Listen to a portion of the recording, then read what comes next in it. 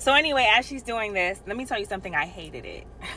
I hated it. I just wanted to go to school, come home, play with my toys, and watch TV, rot my brain away. But my mother was like, no, we got to go a little bit deeper. Okay. So she would pick me up from school. I have somebody pick me up from school. They would drop me off at the library. I had to read books that were above my grade level. Not at my grade level. Above my grade level. Okay? When this started happening, my mother was like, what ADHD? And I was like, but you know, you young, you don't know what the hell going on. You just doing what your mama telling you, right? So, reading books above my grade level. She was like, okay, now we're going to start introducing structure. Sleeping late? Nah, get up. Get up. Because my mind was already going a mile a minute, I needed to be up early. Because getting up meant that I had to start dealing with what was in my head, right? Mind you, I'm a kid. I am a only child. My mother is a single mother. Okay? That. So, I remember her carving out time for me. And not like she goes to work, pick me up from school, or pick me up from the library after. I go take a shower and then I'm watching TV. And no, it was, okay, you were at the library, so your homework should have been done already. Now you have to spend time with me. I remember my mother would make me sit in her room with her and watch movies and ask me what I thought about the movies. Because remember, I needed mental stimulation, right? So I just remember always being mad, like, mommy, why are you doing this to me? So, right? And now it makes sense, but I didn't know, like, the context of it back then.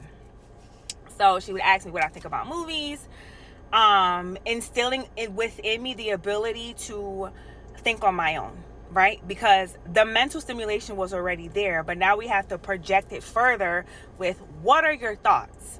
Because obviously you're outside of the grade that you're in, right? What are your thoughts? Why do you think this way?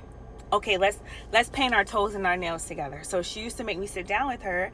I would paint her toes and she would paint my toes. Remember, I'm an only child. So I think she was trying to instill within me the ability to understand that I'm never alone. Like, I'm not alone. You have mommy here. You're not by yourself.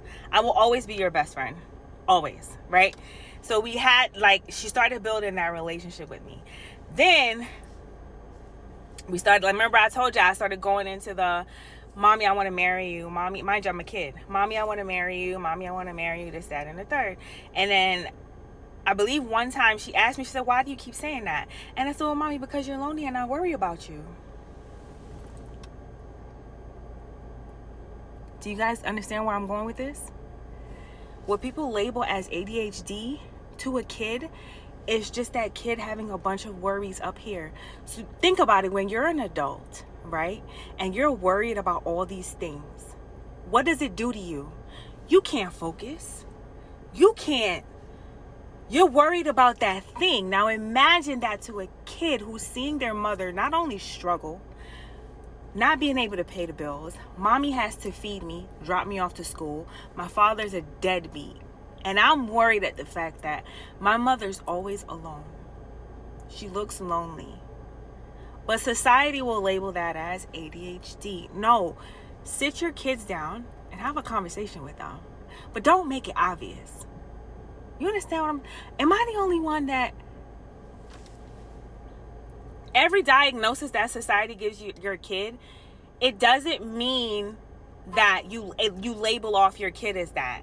Sometimes you got to dig deeper into your kid and understand why. Now, let me tell you the benefits and the reapings of what I received, because my mother realized that my brain was at a higher level than the grade that I was in. Focus.